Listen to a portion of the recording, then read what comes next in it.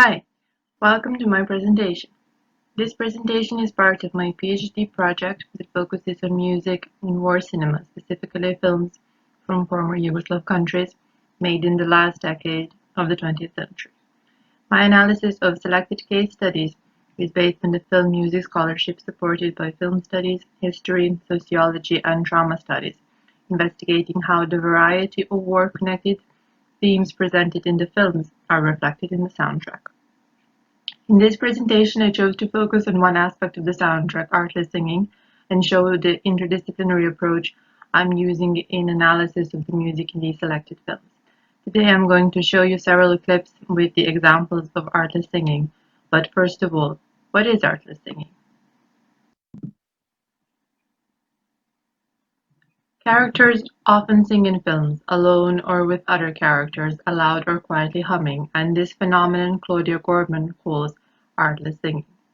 This is considered, quote, not departure from reality and not a musical performance, end of quote, having a vast variety of dramatic, narrative, and structural functions in films.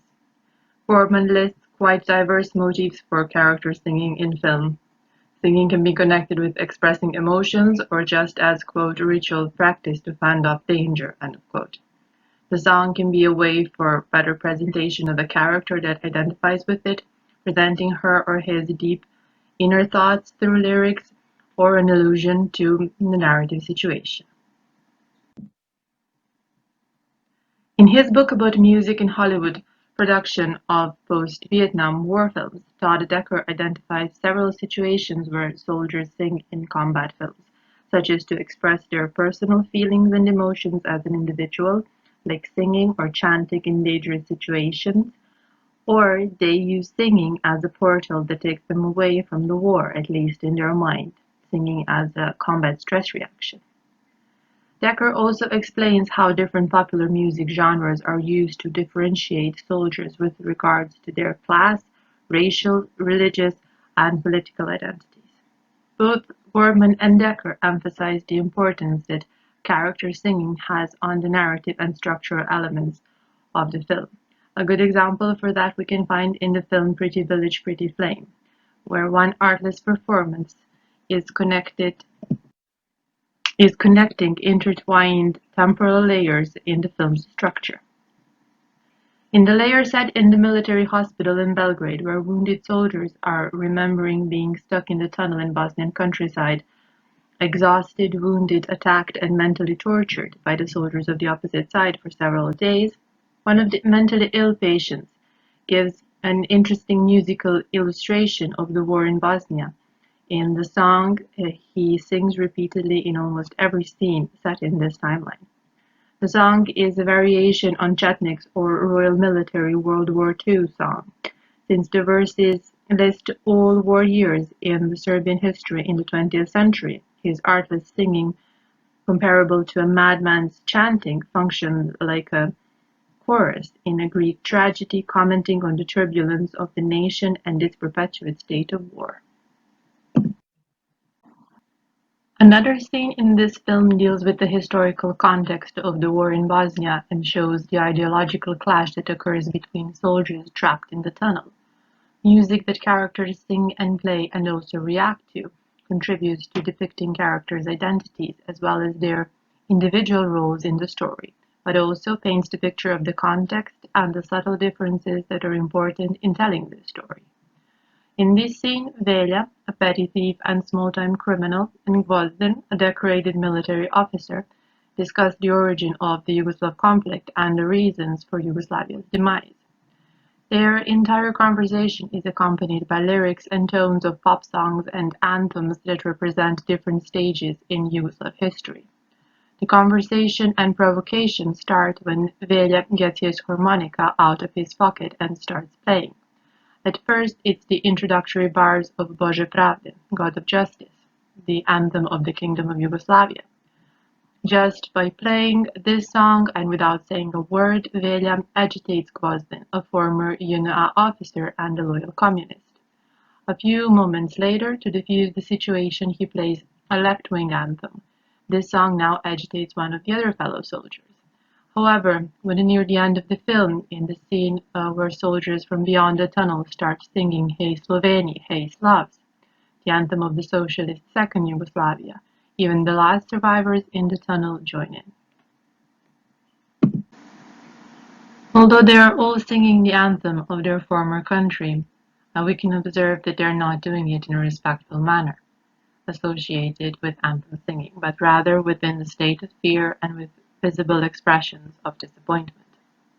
The song can be interpreted as a linking object as described by Vamic Volkan in trauma studies. Linking objects are, according to Volkan, objects or non-objects like a hand gesture or a song that mourners connect with the lost object, person, or a country in this case. The soldiers are acknowledging the fact that their homeland is gone and that this song is probably one of the last symbols, the last link to the country and socialist system that once played a big part in their lives.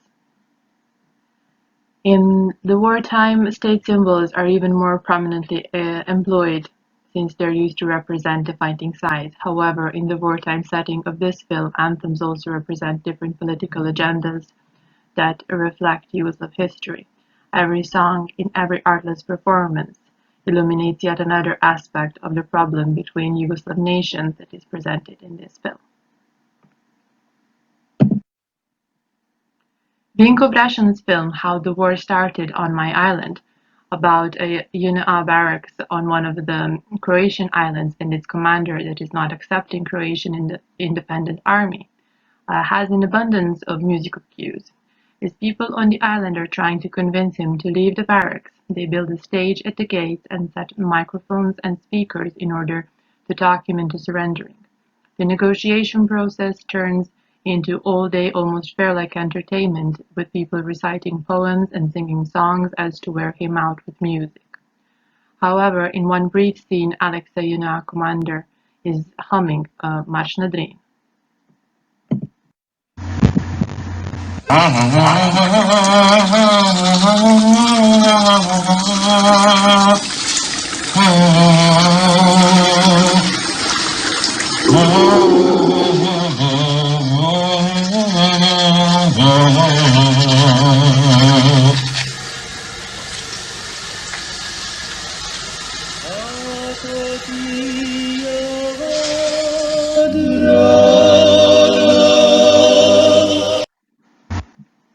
This song is Serbian traditional song about a great battle Serbian army fought in the First World War. And although this clip is brief, in the light of the Croatian War of Independence, which is the subject of the film, and the rise of nationalism, singing this might indicate that the commander is of Serbian descent. The scene is also very intimate. The character is alone in this scene, so the other soldiers can't hear him. Singing can create a liminal space, according to Trina Nishian, quote, an expressive play sphere through which thought and identity are formed and renewed, end of quote. The choice of this particular song might be an indicator of a family military background, which is also indicated in his behavior as a loyal UNA soldier, that is not succumbing to the pressure of his town and not accepting the fall of Yugoslavia. In Skyhook, on the other hand, singing easy pop songs presents a film's comic relief and/or characters' escape from traumatic reality of Belgrade bombing in 1999. In several scenes, characters are seen singing or humming easy pop songs.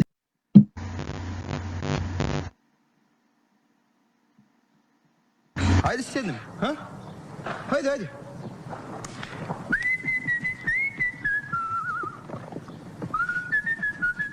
Hop hop hop hop hop hop hop.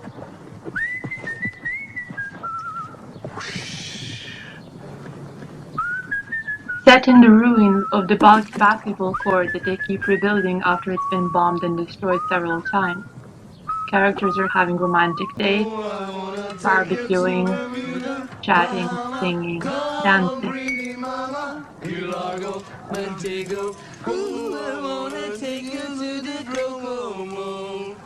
Get it faster and we take it slow. That's where we wanna go. They're trying to imitate normal summer days in the attempt to live a normal life in abnormal circumstances. However, their moments of relief are usually short, as they are usually interrupted by the sirens signaling the immediate danger, bringing them back to reality. In Underground, the music is taking characters out of the horrors of reality into a blissful, drunken haze underscored by blasting brass band music. For my last example today, I'm going to talk about the song Moonlight, Masicina, that is heard in this film in two different scenes, and it's closely connected to the three main characters, Marco, Cerny, and Natalia. First time the song is heard during the aftermath of what was supposed to be the wedding of Natalia and Cerny that gets interrupted.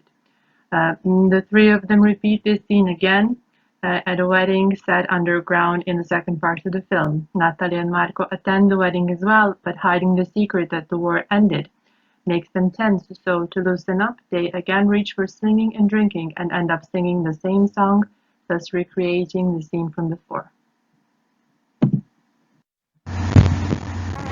Mesečina podnevije, joj, joj,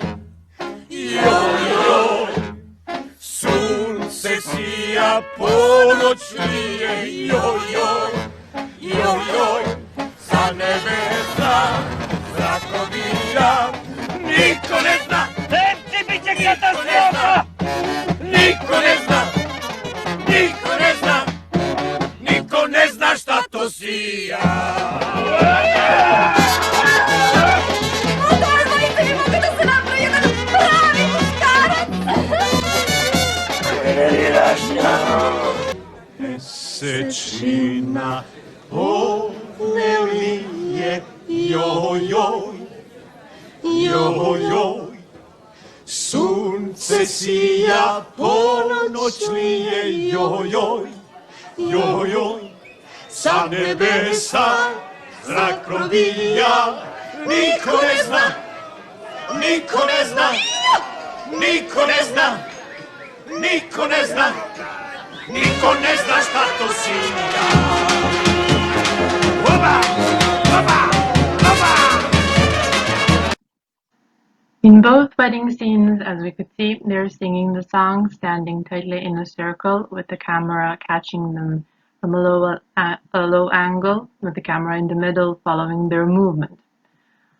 Film and media scholar Pavle Levi interprets these scenes as Kusturica's quote, libidinal outbursts, moments that suspend all narrative thematic expectations for the sake of elevated first-degree scopic pleasure. End of quote. Moonlight scenes and its mise-en-scène that includes circular movement and rotation of human bodies in ecstasy perform significant centrifugal effect. The song follows the movement of the scene. It starts with a cappella singing in slow motion, and as the camera speeds up, so does the singing. The dystopian meaning of the song's lyrics expresses hidden trauma that lies beneath the carnivalesque surface. The similarities between the moon and the sun are pointed out in the lyrics comparing moonlight to the sunlight. From the perspective of the people living underground, there is not much difference. However, according to the film's timeline, the song was well known before they went into hiding, so in that way, song's lyrics could be interpreted as descriptions of the uncertain war times. The opening verses are allegorical descriptions of the wartime destruction and the rising feeling of hopelessness. No more sun, no more moon, no more you, no more me, etc. The chorus is short, pointing out that there is a light in the sky, but no one knows if it is moonlight or sunlight. It starts slowly, gradually escalating to the full brass band instrumental that seems to answer the question, what's going to be with us, by dancing. This libidinal choreography powered by kinetic energy with the upbeat music.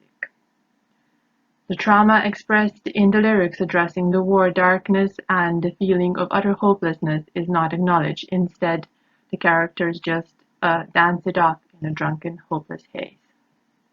And as we could see in these examples, here a song is not just a song, but a symbol, a mark, an insight into characters' histories and personal relationships. And to unravel all of these layers in these examples, I combine approaches from different disciplines that, in combination with music analysis, provide a better understanding of the selected films, their soundtracks, the subject the films are dealing with, and the context of the time they were made. Thank you.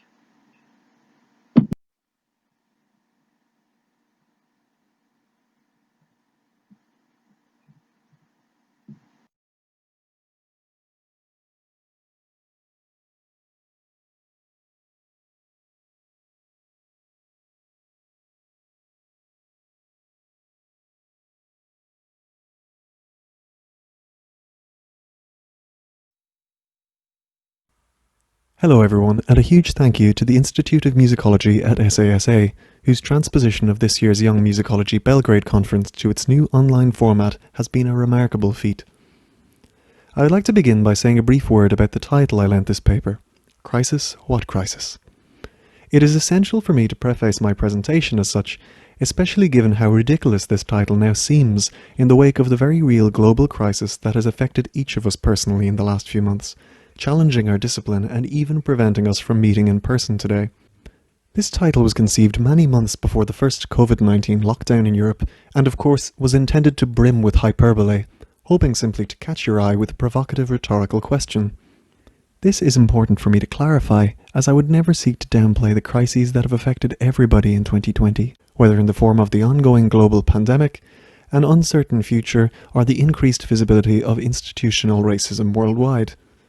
Neither my paper nor its title bears any connection to these very real crises, which other scholars will no doubt deftly confront this weekend. Rather, I solely speak from the perspective of the subset of current musicological practice with which I engage, that is, film music scholarship. By questioning the crisis that we've been asked to consider for this conference, I hope to share some of the positive insights I've gleaned from my own discipline, which, over the past number of years, has afforded me a great deal of optimism in the future of musicological practice. In particular, the eclectic interdisciplinarity that approaches in film music studies so often entail.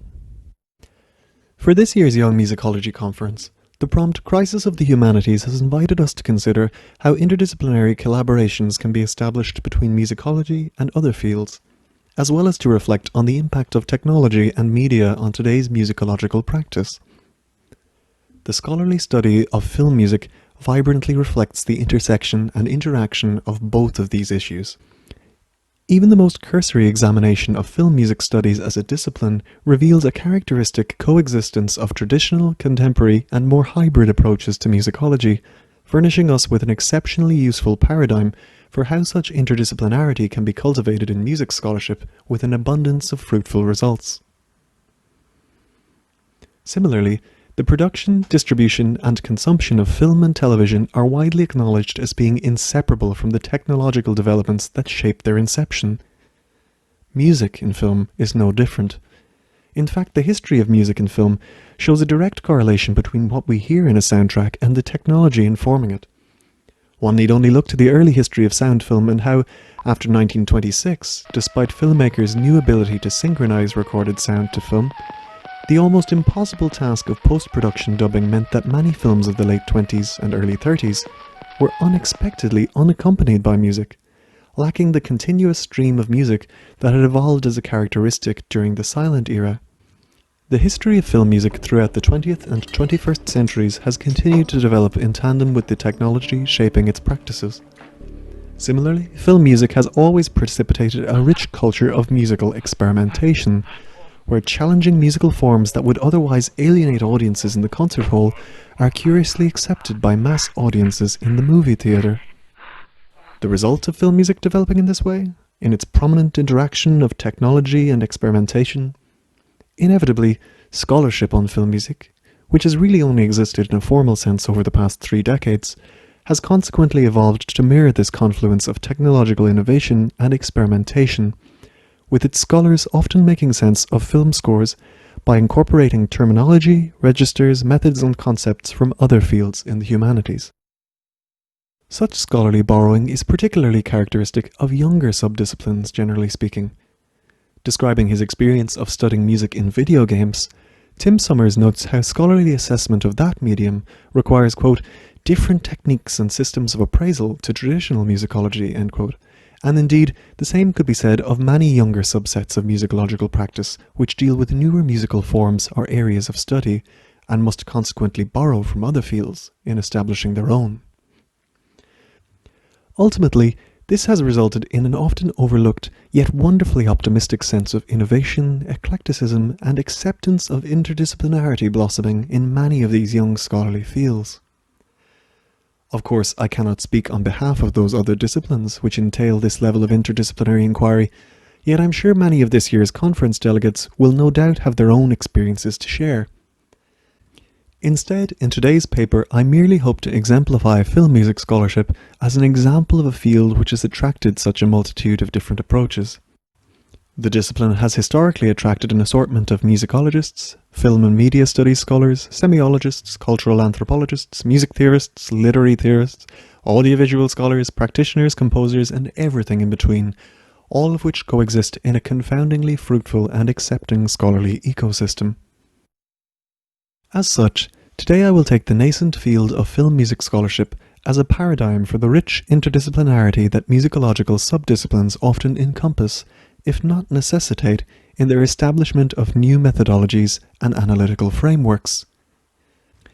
This is a widely accepted phenomenon among the international community of film music scholars, yet one which has often gone unsaid without any real commentary. In this light, I believe such discourse to be a timely and important undertaking, especially given the reflexive self-assessment of the practices, discourse, and canons of musicology that has taken place over the last 12 months, even reflected in the theme of this year's Young Musicology Conference.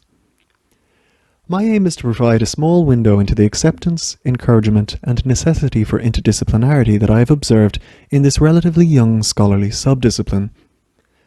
Specifically, I will comment on the coexistence of old and new methodologies, the literary theories upon which the current corpus of film music scholarship is founded, and the increased recognition of the value in knowledge communities and popular criticism outside of academia in this field. I argue that such diversity and acceptance reflects a monumental shift towards inclusivity and interdisciplinarity in our field, in which, quote, popular and academic discourse can intersect, each benefiting from the other's insights and experiences, end quote. By framing film music studies in this way, and by demonstrating how smaller subdisciplines have hybridized, quote, new ways of presenting and investigating music and media, end quote, I hope to stimulate discussion on how interdisciplinarity occurs across musicological inquiry more generally, inviting others to share their experiences of such cross-pollinations. The first quality that I wish to highlight in film music studies is the prominent coexistence of both traditional and contemporary approaches and modes of analysis in the field. This is undoubtedly the product of scholars' attempts to navigate the ever-changing face of film music, which, as I have already described, is rooted in a long-standing tradition of technological innovation and experimentation which continues to shape its history. Such a hybrid approach has been most valuable. As so much contemporary film scoring is strongly characterized by aspects of timbre, production value, sound processing, and synthesis, approaches to film music have consequently evolved to emphasize the equal footing that sonority and timbre share with the score's melodic and harmonic qualities, borrowing on discussions of materiality and hapticity from other social sciences and humanities subjects to do so. This interdisciplinary approach has proven exceptionally useful, especially in challenging prevailing approaches to music that imply a hierarchy between aspects of melody and harmony and a score's more sonorous or timbral qualities.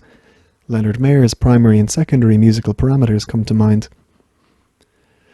So too have recent approaches to the film score realigned the traditional reliance of music analysis on written scores as the sole referent for musical experiences. Although likely a consequence of the widespread inaccessibility of published film scores, this practice also reflects a reassessment of the late Romantic lionization of staff notation, which, at its most extreme, dictates that, quote, performances are merely imperfect manifestations of ideas encoded in notation, end quote. Concepts that have arisen in film music scholarship, like Sergi Casanel's idea of hyper-orchestration, recognize that Western notated music still, quote, neglects an extensive array of musical features that do not fit in the restrictions it imposes, end quote, and is structured accordingly to enable our closer study of those qualities which cannot be discretized or easily represented with precision, like timbre, sonority, density, performance direction, or otherwise. While this all seems like an important move towards more eclectic, inclusive modes of analysis, certain commentators have expressed due wariness at abandoning more traditional approaches entirely. John Kovac, for example, argues that, quote, rejecting the applicability of the current analytical approaches is premature and unnecessarily limiting. One must be wary of rejecting too quickly an entire approach to musical analysis, on the assumption that, because such techniques were developed to study art music, they could never produce anything but a distorted reading of popular music, end quote.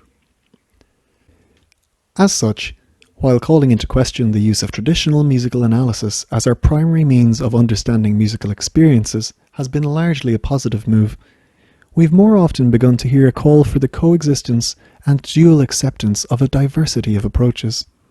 As should by now be apparent, film music studies cogently reflects this sense of interdisciplinarity and coexistence of approaches that Kovac so strongly advocates.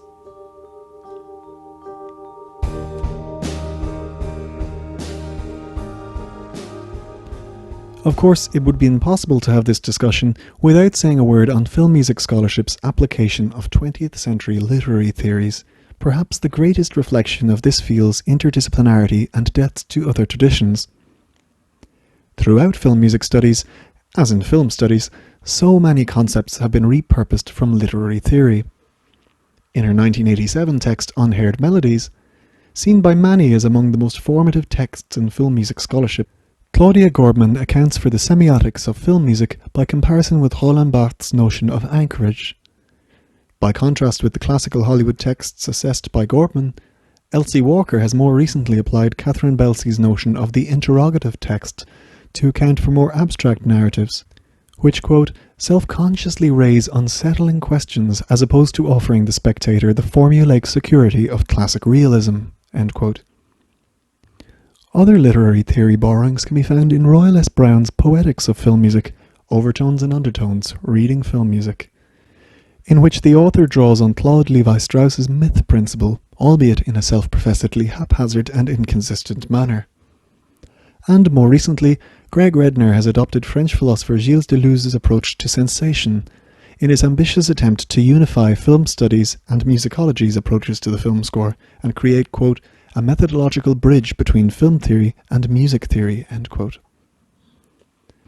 These examples represent only a small portion of this field's borrowings from literary theory.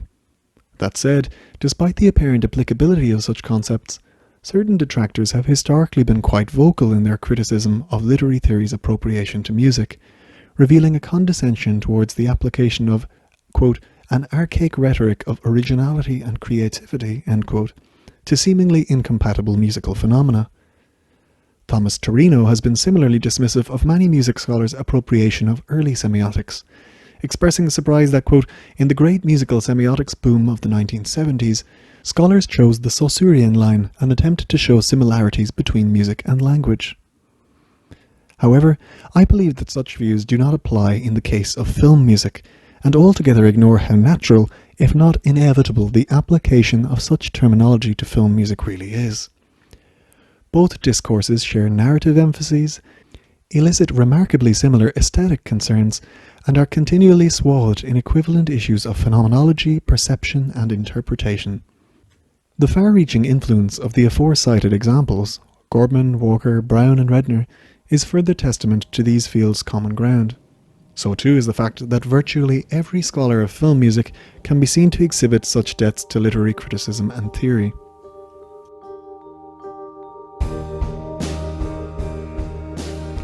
I would like to finally comment on one further and more recent development in film music scholarship, which cogently reflects the field's widespread acceptance of different forms of experience, expertise, and knowledge. That is, recent film music scholarship's recourse to popular criticism and the accounts of film sound practitioners and amateur enthusiasts as scholarly sources.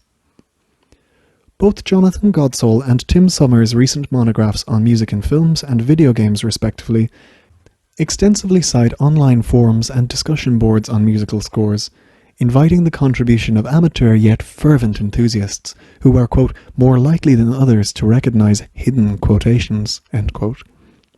Godsall specifically calls on the online community of what he calls film score enthusiasts, who he argues offer quite different insights and perspectives to those of film music scholars, while Summers refers to the online community of video game music fans, no doubt an important source of information in his field which has historically lacked a breadth or uniformity in its more academic writing. This growing acceptance of lay enthusiasts' expertise reflects an increasing recognition in musicological practice of the value of knowledge communities, in which, according to media scholar Henry Jenkins, quote, members work together to forge new knowledge, often in realms where no traditional expertise exists, end quote.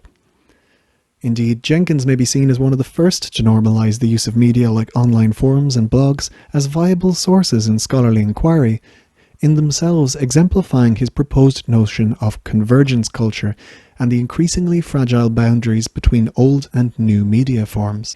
Indeed, I would even argue that we might refer to this growing acceptance of popular and online criticism in musicology as a form of convergent scholarship, where old and new forms of musicological criticism have begun to similarly coalesce, capitalising on the expertise of academics and enthusiasts alike.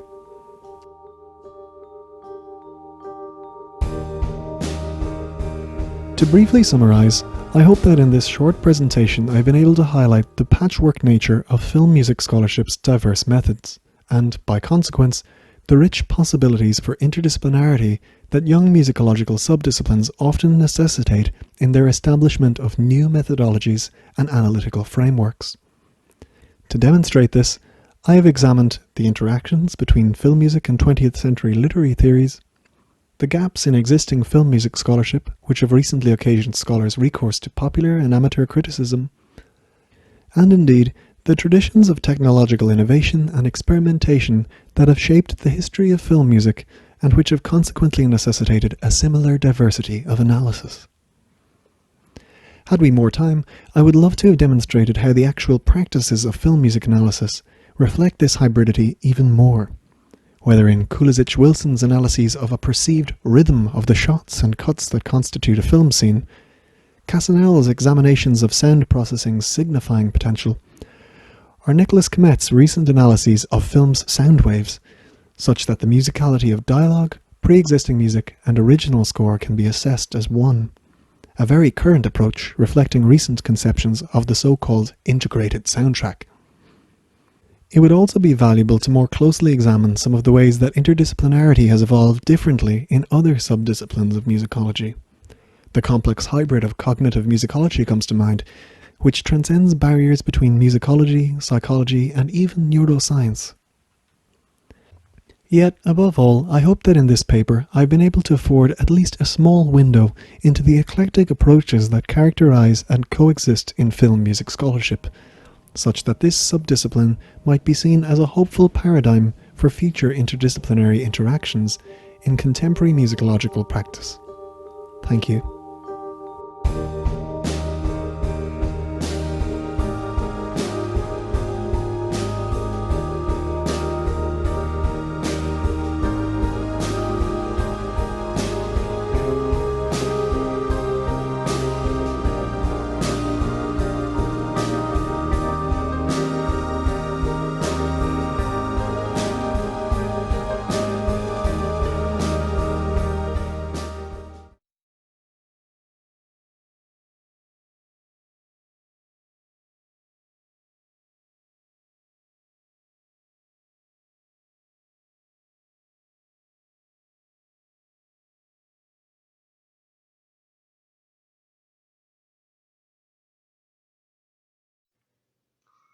Hello everyone, I hope you're all doing well. My name is Richard and I've taught at the University of Manchester for the past 5 years, and I've recently just started teaching at the Trinity Laban Conservatoire of Music and Dance in London. And it is teaching that forms the locus of my talk today. More specifically, I wish to consider interdisciplinary approaches to teaching musicology. My paper is based on my own experiences and observations as a lecturer and tutor in musicology over the past 5 years, and also on my earlier experience as an undergraduate and postgraduate student in the United Kingdom's higher education sector. I'm aware that much of what I say will be familiar to those working in higher education, but I'm also aware that the way in which the UK education system works and the way it's traditionally structured might differ significantly from other countries. So as such, I understand that many of you working and studying in other institutions and other countries will have very different experiences of interdisciplinary approaches.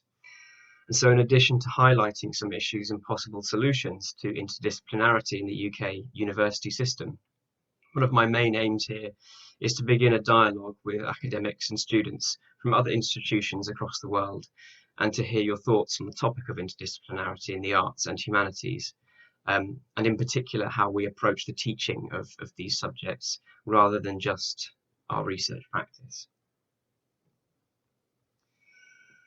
Music can be a challenging subject to teach because of the diverse nature of the discipline. It involves historiography, sociology, anthropology, analysis, and hermeneutics.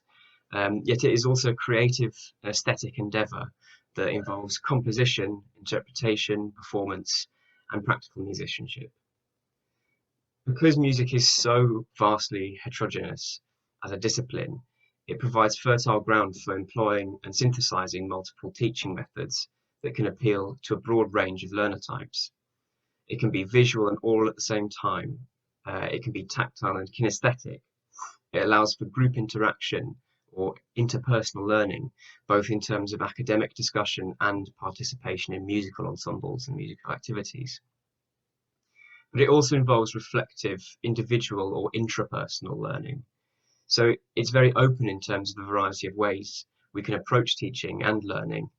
And in many ways, music itself as a discipline could be understood as interdisciplinary by its very nature because of all these various elements.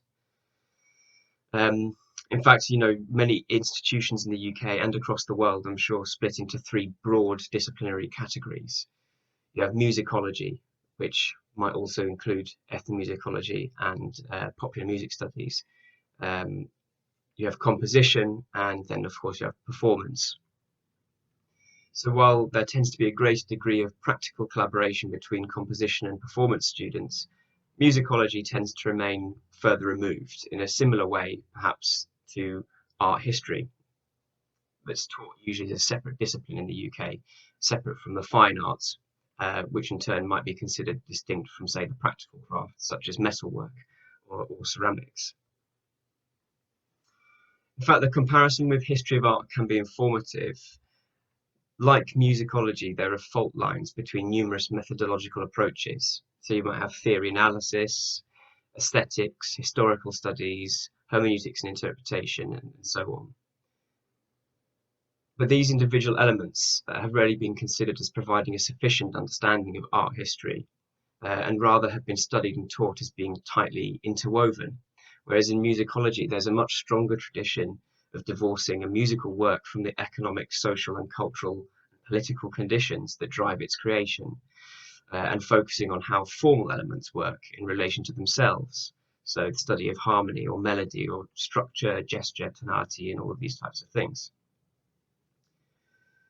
In recent decades, this artificial barrier between aesthetic object and its context has been eroded, leading to a broader understanding of the significance of contextual factors on the evolution of musical cultures. And this is something which ethnomusicology, as a branch of music studies, has always been sensitive to. It seems that art music is catching up in a way. This is reflected in an increasing emphasis on synchronic contextual studies, rather than purely technical or analytical studies or diachronic surveys. The historical master narratives and genre studies of the sort written throughout the 20th century, which have the potential to inculcate a misleading sense of teleological musical evolution, largely derived from 19th century notions of progress, are supplanted by contextual studies that bring a greater interdisciplinary depth to specific historical moments. The main aim is that rather than establishing a linear understanding of aesthetic progress from A to B, for example, A through to Z, that might emphasize a traditional canonical understanding of music, we can take a more nuanced panoramic view of a particular moment in history.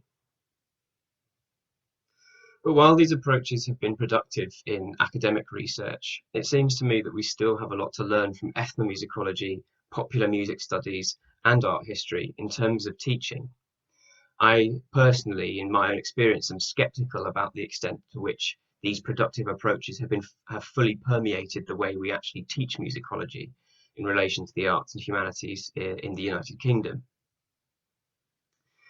Some data collected by the King's Learning Institute at King's College London suggested that only 28% of students reported that their course regularly encouraged interdisciplinary exploration outside their subject area, with a further 45% of students reporting that this sometimes happens, and 23% reporting that they were never encouraged to use alternative disciplinary perspectives. Though this data relates specifically to King's College London, it suggests that we are a fairly long way from fully embracing interdisciplinarity and interdisciplinary approaches to teaching in the UK higher education system. That is, of course, not to say that we have not assimilated a degree of interdisciplinarity in the use of contextual studies rather than survey courses in our music courses in the UK. In fact, the integration of social, economic, and political contexts into synchronic courses is extremely common. But in my experience, while we have made a lot of progress in communicating the importance of extra musical contexts, such as political and social contexts, we are not exploiting the full potential of intertextual studies between aesthetic disciplines in our teaching. So that would be an emphasis perhaps more on cultural contexts. In order to address this in my own teaching, I've tried to develop an approach that ensures every student gains an understanding of the broader cultural context as much as the historical and political events. This probably stems from the fact that much of my research and teaching is focused on literary genres, songs and vocal cycles, and more recently opera, which are inherently interdisciplinary because of this synthesis between literature and music. And in the case of opera, you can add elements of visual arts in terms of costume and set design. So in a practical sense, in a course I recently designed on French music and culture during the period known as La Belle Époque, covering the years of 1871 to 1914, instead of focusing solely on musical works, I chose to include a high degree of disciplinary intertextuality, introducing students to contemporaneous movements in the visual arts and literature. This is very easy to do for this particular moment in history because it's a moment in history, especially a kind of cultural and social context of the late 19th and early 20th century Europe and France in particular, where the dialogue between the arts and the different disciplines was at a high point, really. I found the approach extremely effective because it allowed me to expand the ways in which I conveyed information to students, and it also very evidently engaged the students' imagination in a way that I had not previously achieved. It also allowed me to articulate complex information through a variety of mediums, meaning that this heterogeneous and often poorly defined concepts such as modernism or exoticism could be explored in more nuanced ways. Above all, the approach allowed students to immerse themselves in French culture of the period in an active rather than a passive way. So, for example, in one lecture, I used a synthesis of visual arts and literature to explore the aesthetics of symbolism, decadence, and exoticism in French culture of the period. I displayed a reproduction of the symbolist painter Gustave Moreau's Salome dancing before Herod from 1876, and read aloud a passage from Georges Huysmans' Against Nature, which was published first in 1884, in which that same painting by Moreau is described at length by the novel's iconic neurotic protagonist Des Esseintes. In addition to having access to retrospective scholarly definitions of symbolism, students, in terms of academic texts, students could thus experience a visual embodiment of symbolist and exotic aesthetics in the form of the painting they were able to see, while simultaneously listening to a contemporaneous description that was itself taken from a seminal work of decadent literature. This also helped to articulate the fluidity of aesthetic thought, which is so often straitjacketed by common genre terminology and periodization. In addition to the use of musicological texts one might expect to cover on an undergraduate music course about French music, I also encourage students to explore contemporaneous fiction and poetry by Huysmans, by Stéphane Mallarmé, by Charles Baudelaire, amongst others, without which our perspective of musical works by canonical figures like Wagner, Debussy and Ravel is significantly impoverished. In addition to musicological scholarship, I also included appropriate scholarly studies from the field of art history, and encourage students to explore works by Edouard Manet, Berthe Morisot, Vincent van Gogh, and others that are indispensable to our understanding of multiple facets of aesthetics of modernism in the late 19th century. Moreover, this gave students the capacity to process concepts that might be difficult to articulate or perceive when considering musical works alone, thereby allowing students to develop their critical faculties by divorcing an aesthetic concept from one specific context or practice or discipline and applying it to another, which is something that I've observed first-year students in particular are struggling with in the past.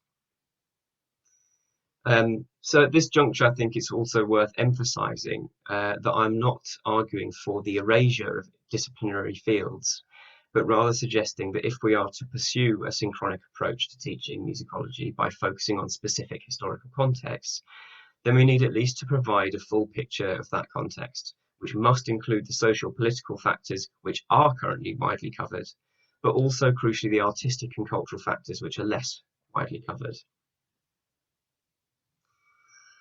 Part of the problem with this form of interdisciplinarity is that, at least in my own experience of the UK's higher education system, it depends mostly on the individual course leader or lecturer and requires a large degree of exploration outside one's own field of expertise, to the extent that one runs the risk of becoming a jack of all trades. As William Condé points out, if everything and everyone are interdisciplinary, then the term is defined out of existence. An obvious solution to this would be collaborative teaching, something that does take place to a certain extent, but could ideally be encouraged and furthered by establishing closer connections and dialogues between various departments that make up arts and humanities faculties across the UK. One argument against such interdepartmental collaboration is that it could easily turn out to be a logistical nightmare to implement in terms of things like timetabling and so on, and work allocation. And the practical hindrances would only end up undermining my idealized concept of its potential benefits. I'm not entirely convinced by this argument, and I think it rests largely on how ambitious and how realistic you want to be. What I suggest is perhaps not leaping straight into fully integrated interdepartmental courses that eliminate traditional disciplinary boundaries, but simply to start with greater pooling and sharing of available resources at school and faculty level, rather than just within specific departments. This could involve collating broad interdisciplinary reading lists, for example, that are available to all students across the various departments of a school or faculty. These could be categorized in many different ways, but perhaps the simplest option would be by historical context as opposed to discipline. So to return to my experience of teaching French music of La Belle Époque, for example, this would enable me to direct students to a collated school or faculty reading list that might cover, for example, a broad historical context such as the arts and humanities in the long 19th century that had been compiled by academics from constituent school departments, such as art history, music, drama, literature, history, modern languages, and so on. It could feature seminal texts, important texts that cover that period of history from all of those departments. It would be broad necessarily, but it would be a starting point.